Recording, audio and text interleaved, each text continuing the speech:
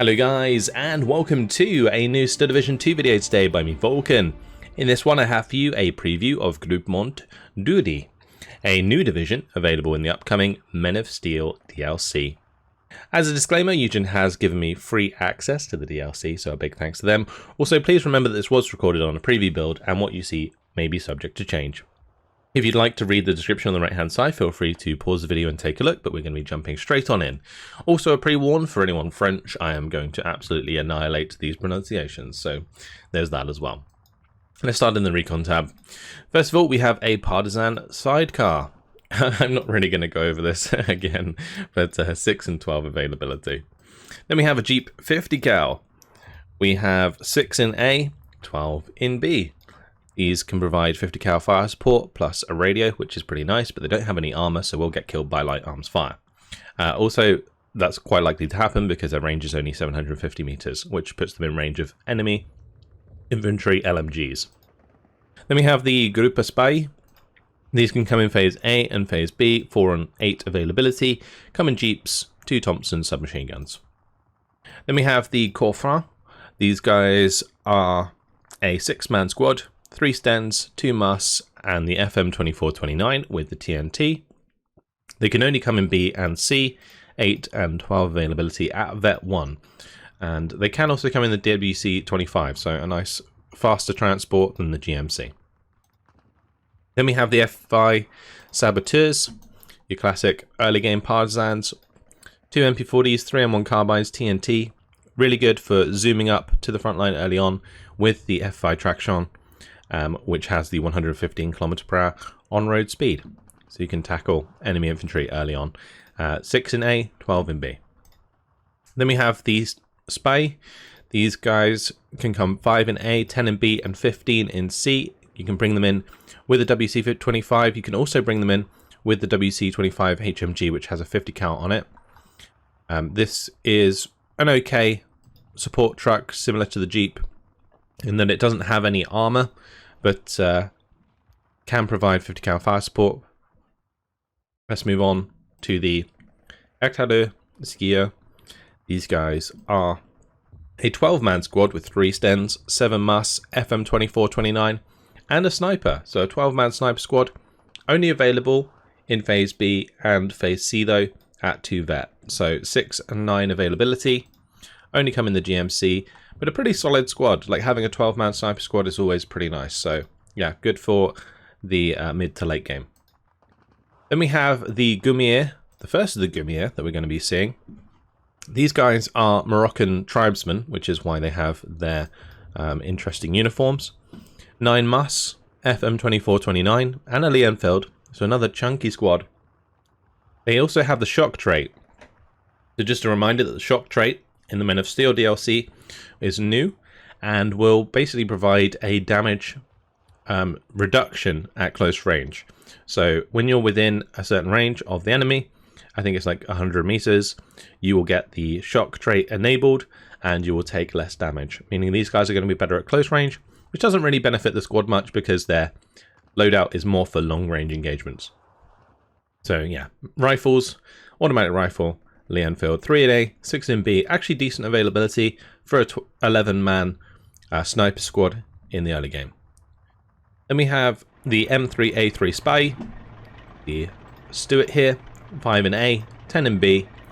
So good early game recon unit, honestly, for taking out enemy light armor and providing a little bit of fire support against enemy infantry. We also have the M8 Spy available in A, B, and C. 4, 8, and 12 availability. 90 road speed is really nice, and 25mm of frontal armor. You got a 37mm gun, enough to take out enemy light vehicles, and plenty of machine gun fire to put down on enemy infantry. Really solid in the early game because they can rush down and take on enemy troops very quickly indeed. So definitely one of the more fleshed out recon tabs. Let's move on to the infantry tab. First of all, we have the FFI leader. They can come in with the traction, the super fast car at the start. This isn't so good for leaders. You need to be a little bit careful putting your leaders in fast transports because you don't want them to get to the front line before your normal troops do if they are ill-equipped. So in this case, 1 MP40, 2 MUS, FM2429, not going to be able to defend itself very well. But 3 available in A, 6 available in B. Then we have the Mountain Pioneers. These guys have 8 P17s and the TNT, only available in Phase B. And yeah, pretty solid squad for 20 points, good for trading. Their loadout obviously could be better for close range combat, but otherwise, yeah, not too bad. Then we have the Taralia Pioneer. These are pretty much the same, but they're available in Phase A, and they don't have the raided trait, so they are slightly less stealthy. Then we have the Taralia, the standard rifle squad here. These guys have 2 Stens, 9 P17s, FM 2429. 9 available in A, 18 available in B. Very standard 12-man squad. Then we have the Airborne Leader, 2 Thompsons, 2 M1 Carbines, M1 Garand, and 3 Smoke Grenades. 3 available in A, 6 available in B at 1 Vet. Honestly, a pretty solid leader squad.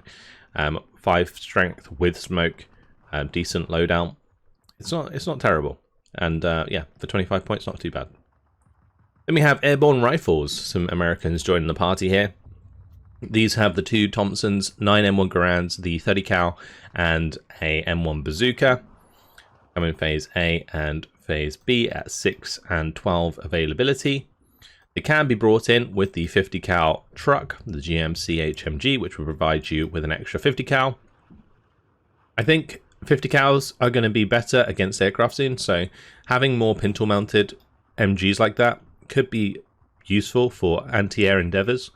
But otherwise, yeah, you probably just want to keep things cheap without the extra 10-point cost on the transport. And these squads are pretty decent, honestly, with the radio trait there. Then we have the Chasseur Alpine. These guys have 2 Stens, 9 mass, and the FM 2429. 12 strength squad, rated trait.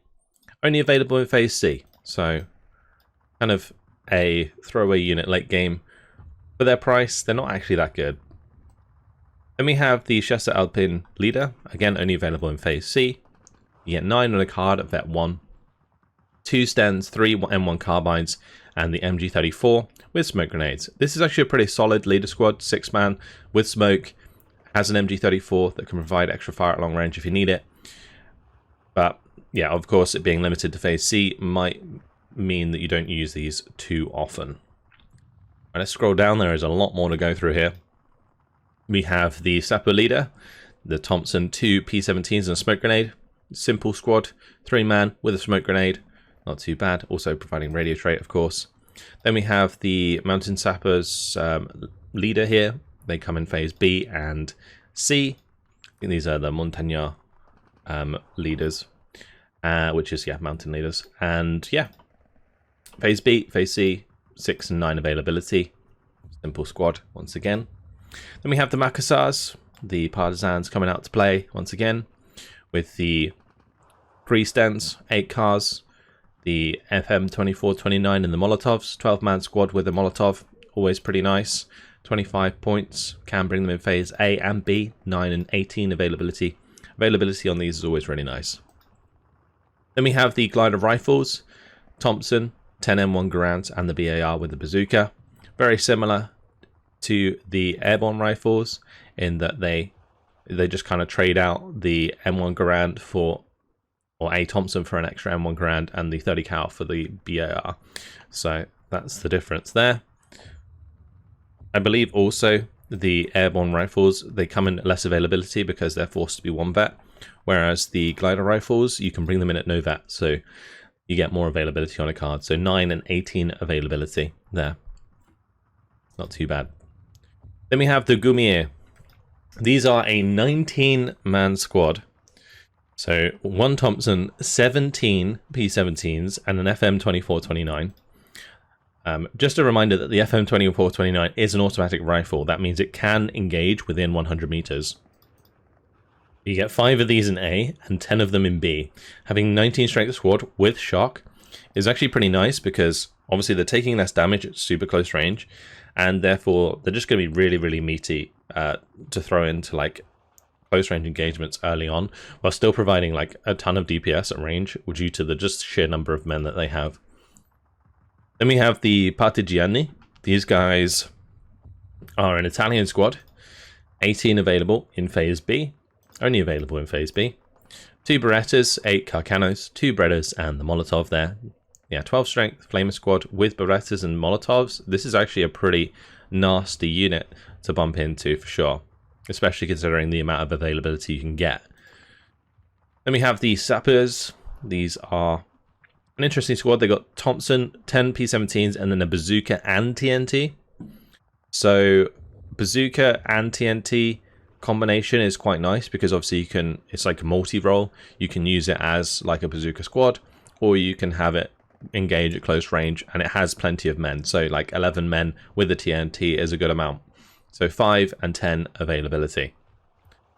Then we have the Sapeur Montagnard, the 2 Thompson M1A1s, 8 P17s, and the Flamethrower. Now this squad does get the shock trait. So it's a Flamethrower squad with 11 men that has the shock trait. So shock reducing damage by 20% within 100 meters. Again, subject to change, of course. But currently 10 available in B at 1 vet. Really decent squad. Then we have the Gumier leader, 2 M1 carbines, the FM2429, the bazooka and the smoke grenade. 3-man squad with the leader trait and radio with shock as well. And yeah, smokes. This actually makes it a pretty decent leader to have around. You can kind of move it forwards when you need for the bazooka. You can keep it smoked off otherwise to keep it safe. So not too bad at all. Then we have the Montagnard leader. Another Montagnard leader. I think it's obviously not the Sapper version. Then these guys have 2 M1 carbines, the 5 P17s, the Lee Enfield, and the bazooka.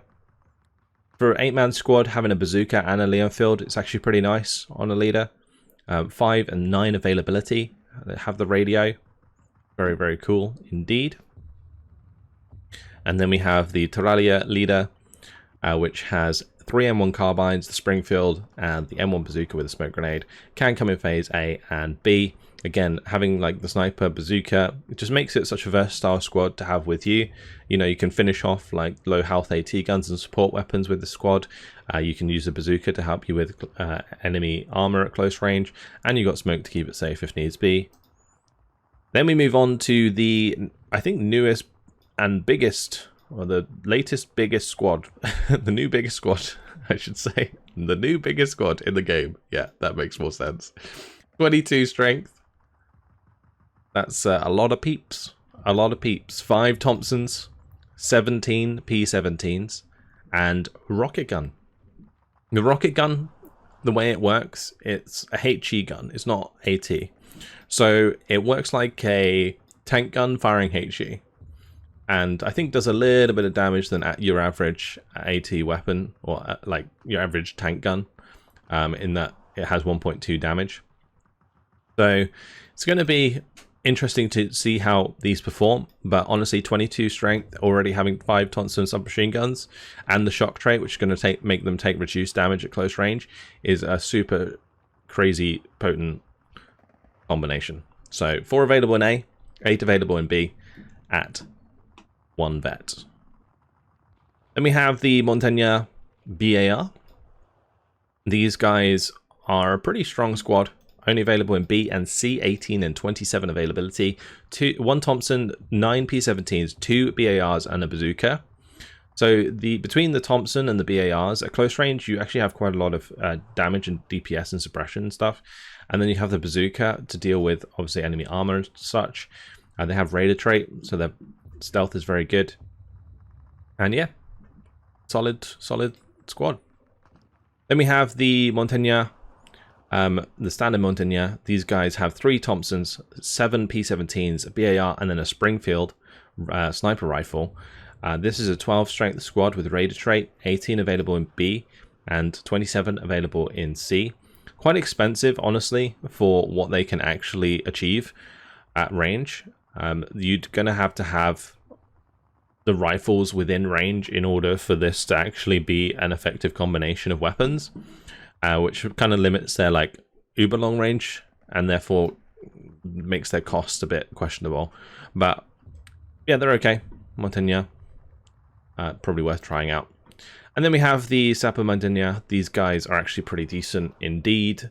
11-man squad, 9 P-17s with the BAR, a good combination of weapons for longer range engagements. They have the TNT for if stuff gets close, and then they have the bazooka for dealing with enemy transports and armor.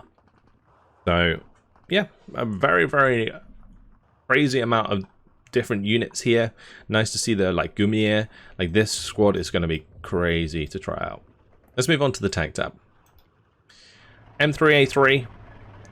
Stuart is going to be the first one here. You can see that the tanks are very limited in both the amount of cards we have to choose from and the cards that we have at play. The cost of these is actually pretty high as well, especially having 3 availability cost on the 3rd card there. But yeah, M3A3. Standard 37mm gun, 230 cals. You've got the M5A1 without the leader here. I mean, this is an M5A1 instead of an M5A3, so it's got slightly more frontal armor and side armor there. And you got that at 37mm gun and 230 cals still otherwise. And then you got the M10. The M10, of course, having the 76mm gun with 130 mils of penetration and the 50 cal, 75 millimeters of frontal armor, 5 available in B, 10 available in B. I think, yeah, 5 available in A, I think. I think I said that wrong, and 10 available in B. Yeah, 8 available in A on the M5A1, and 16 available in B. So you can actually get quite a lot of those Stuarts if you need them. Moving on to the support tab. We have the 30 cal. Unfortunately, this is a little bugged out right now. It looks kind of funky. 10 available in B, 15 available in C. Yeah, just a classic 30 cal machine gun. Then we have the Browning M1917A1, 4-man squad, 5 available in A, 10 available in B. Only have a 1,000 meter range, so not your best machine gun option. Then we have the M8 Scott. This has a 75mm gun with 1,500 meter range, has a 50 cal, has a 30 cal, 50 mils of frontal armor, good fire support against enemy infantry, 5 available in A, yeah, 10 available in B. Then we have the Hotchkiss, 4 available in A, 8 available in B. They have 13.2 machine gun. It's 1.5 damage at 1,250 meter range. This isn't a terrible machine gun, honestly, but I believe we have better options. There is also the Hotchkiss as part of the Chasse Alpine, which you can only get in phase C, 12 on a card. And then there's the Montagne 50 cal, which has 8 available in B and 12 available in C. 50 cals are really solid, 1,250 meter range, so I would probably recommend pay a little bit more than the other machine guns to get a 50 cal in phase B and C, if you're going to take them in B and C at least. Then we have the FFI supply option here. There is also the GMC option as well. You get 2 cards of those. The M3 Howitzer 105. This is a 2,000 meter range HE option, which is actually really, really nice to have. Also has heat rounds at 1,500 meters of range with 130 mils of penetration, which is decent enough to kill most medium tanks. Then we have the Traction as a commander, the Infantry commander, and the M20 commander. Let's move on to the anti-tank tab. So, first of all, in the anti-tank tab, we have the FFI Partisans, 2 Stens and the Panzerfausts. They come in with the Kubel, which means they don't really get to the front line where they need to be as fast as they would in, say, like a Traction. But yeah, 10 points, 9 available in A, 18 available in B. Useful for spreading out to kind of cover off roads. Then we have the bazooka squads available in A and B, so 6 available in A, 12 available in B. Good to have bazooka squads about, although you might supplement most of your bazookas with your leader squads in this division, because a lot of the leaders do have bazookas. A lot of the infantry have bazookas as well. There's also the French bazookas. They come in A, B, and C. as opposed to just A and B.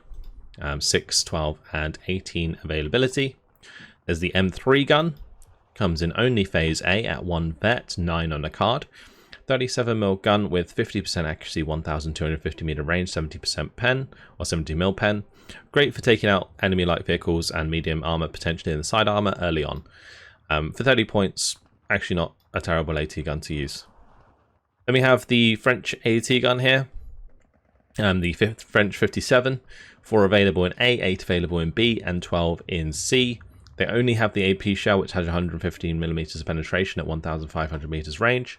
The better option is, of course, the American one, because it has the Raider trait.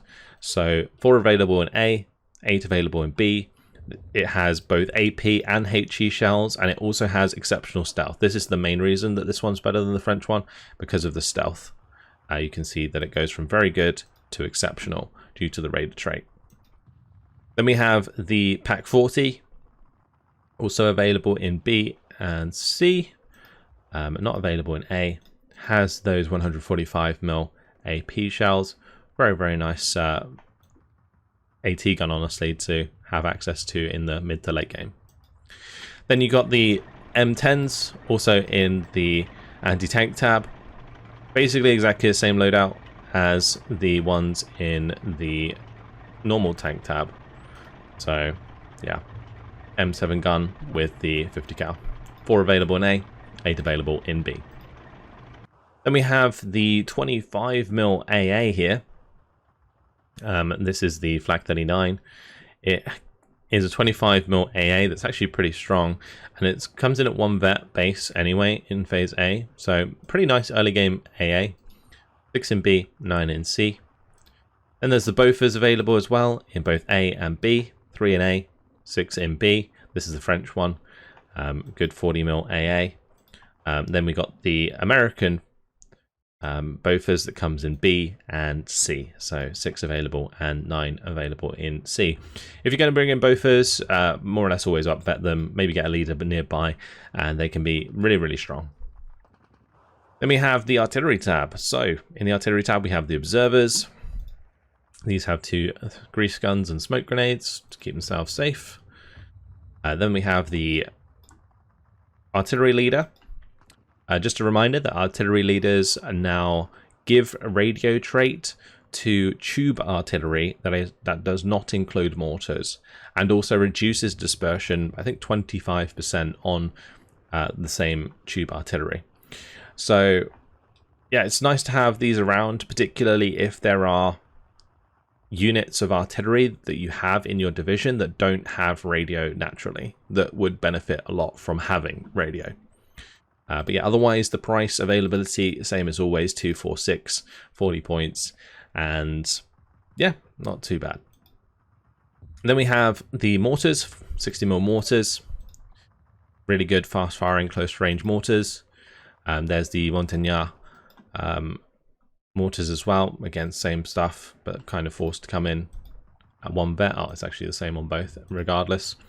But yeah, 14 and 20 availability on these, so if you just want to go crazy on your mortar spam, you can absolutely do that with 60mm, especially since you get 2 cards in this deck. Then there is the 75mm mountain gun.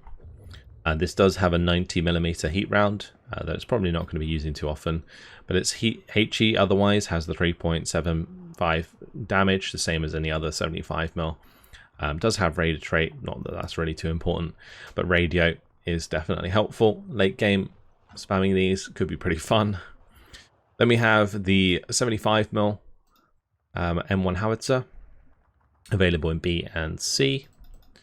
With just the Jeep there. Then we got 81mm mortars available in A and B, 4 and 8 availability. There's the Montagnard variant, which just has a different crew, available in B and C.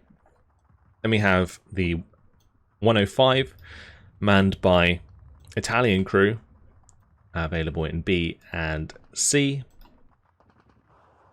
Then we have the 105, the M2A1 howitzer, manned by French troops, 3 and 6 availability. And finally, there is some big guns, the 155mm long tom. available in A and B. The fact you can bring these in like phase A and B and you can't bring them in phase C kind of encourages you to bring these earlier on. And you do have 2 cards available of them, so it'll be interesting to see how these are used in this division. They can use the high-speed tractor as well with the 50 cal. Let's move on to the air tab. We've got the Lysander to start. This is pretty decent aircraft in that it's a 30-point recon with some bombs. And these bombs are only 9 kilogram bombs, so not too effective, but you do get 12 of them. So I'm curious whether or not these can like one-shot AT guns and stuff, because in the early game you might be able to get away with like bombing like an MG or an AT gun, or like maybe just like suppressing an enemy infantry squad that allows you to win an early engagement or something like that. So definitely something to try out. Then we have the F5B Lightning, super fast unarmed recon with 660 km/h speed, 2 in A, 4 in B, 6 in C. P39, sorry, is available as well with that 37mm in the nose and 2 50 cals in the nose and 2 in the wings. A very nice loadout on the P39, having that 37mm makes it pretty effective at shooting down enemy bombers.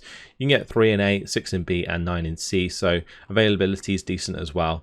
Speed's good, agility's decent, so yeah, overall P39 actually a decent aircraft in this situation. Then we have the B26G Marauder, which actually has a very nice payload. 2 available in A, 4 available in B, and 7 available in C. 8 227 kilogram bombs. Yeah, is a nice payload for sure. Definitely does a lot of damage. Can wipe out infantry squads in one run, which is always a good thing. It can also ground strafe, but I wouldn't recommend doing that. Then we have the P47, the good old Thunderbolt here with the 8 50 cals, 680 km/h speed, super duper fast, 3 available in A, 6 in B, 9 in C. Going to be good for intercepting enemy bombers, but will struggle in a dogfight for sure. So that's where the P39 will probably be a lot better due to its good agility. Then we have the Black Widow, the P61 Black Widow. Very cool aircraft added in the Men of Steel DLC. Comes with 6 127mm HVAR rockets, which are AT rockets, and 4 20mm that it can use for ground strafing as well. Only available in C, does make them limited in their use, but otherwise a very nice aircraft. Moving on, we have the P47, P47D. This comes with napalm bombs and the 8 50 cals. The napalm bombs can actually be really effective. You can get 2 of these in phase B and 4 of them in phase C. Now these napalm bombs, they will not only like wipe out infantry that they land on and enemy support weapons, but they can do significant damage to tanks as well. I have seen that be the case. So don't sleep on these, they are pretty strong. Then there's the P47D with the 2 454 kilogram bombs. Again, another great tank killer, which can also, of course, do serious damage to light targets on the ground. So 1 available in A, 2 in B, and 4 in C. Then we have the P47D with the HE HVAR rockets. These are the HVAR Mark 6 with 10 of them on the wings. 2 available in A, 4 in B, 6 in C. Very nice rocket plane. These HVAR rockets generally do a decent amount of damage, I believe. Finally, we have another card of the P61B Black Widow, which has 4 454 kilogram bombs, 550 km/h speed with medium resilience. Makes this actually a pretty decent bomber for the late game. Like the availability is quite nice on these, but they're very similar to the P47D. Just get those 2 extra bombs, which will make a big difference, particularly when engaging heavy armor. You can probably use these to wipe out like king tigers, for example, and elephants. Actually, very, very nice unit for doing such things. And there you go. That's all your units for Groupement Dody. So here is a battle group for this division that I made earlier. I bring in the F5 saboteurs early on so that I can push for map control. I've got the Gumier Éclaireur because they're a really strong high strength sniper squad. Then I've got the Coffrin and the Éclaireur Skieur as well in Phase B. We've got some Pioneers in Phase A, the good American leader with the smoke there. Glider rifles for decent availability in Phase A and good at taking on units at range. I've got the 2 squads of Gumier in the early game here, giving me plenty of soldiers in the early game. We got the Partigiani in Phase B, really strong Italian squad with the strong French Flamer squad and some more leaders there, the Montagnard leader. I've got Gumier PM in Phase B as well, so I can get maximum availability out of those 22-man squads, and the Montagnard with the BAR in Phase C just to round things off. Then I've got the tank tab as the M5A1s in Phase A to deal with enemy light armor, and the M10s in Phase A as well, 2 vet to make them really good at taking out enemy medium armor. M8's also going to be strong in the early game, backing that up with some Hotchkisses there in Phase A, because all of the other machine guns that are better are only available in Phase B. Also bring in the M3 howitzer in Phase A, anti-tank M37 in Phase A, M1 gun American version with the Raider trait in Phase A, Pack 40s from Phase B, and the M10 in the anti-tank tab from Phase B for medium armor from mid to late game. Then in the anti-air tab, we're going to be going for Bofors in Phase A. I'm not vetting them so that I have enough availability, and then I'm vetting the ones in Phase B, which I get 4 more of. Artillery tab, 81 more mortars. I could definitely substitute that for 60 more mortars, but going to be otherwise be bringing in both of the long toms in Phase A, and then we've got late game artillery spam from the 75 mils. In the air tab, Lysander for early recon and potential for taking out support weapons. P-47 rocket plane in the early game, going to be both my air-to-ground rocket plane, but also air-to-air. And then we've got the P-47 with the napalm in Phase B, and then I've got the Black Widows in Phase C for dealing with enemy armor, because I'm going to be lacking armor myself to do the same. But overall, yeah, but definitely focusing a lot in Phase A, just to make sure that we get off to a good start, because that's primarily what you're going to have to do with this division. Late game, you might get run over by like medium armor and heavy armor as the game goes on. So you're definitely going to have to rely a lot on this Air Force and your artillery to break down enemy AA. But that's going to be similar with a lot of the divisions in this DLC. But that's it for now. Hopefully you guys enjoyed this look at Groupement Dody. Hopefully you guys enjoyed it. Thank you very much for watching, and I'll see you in the next one. Goodbye.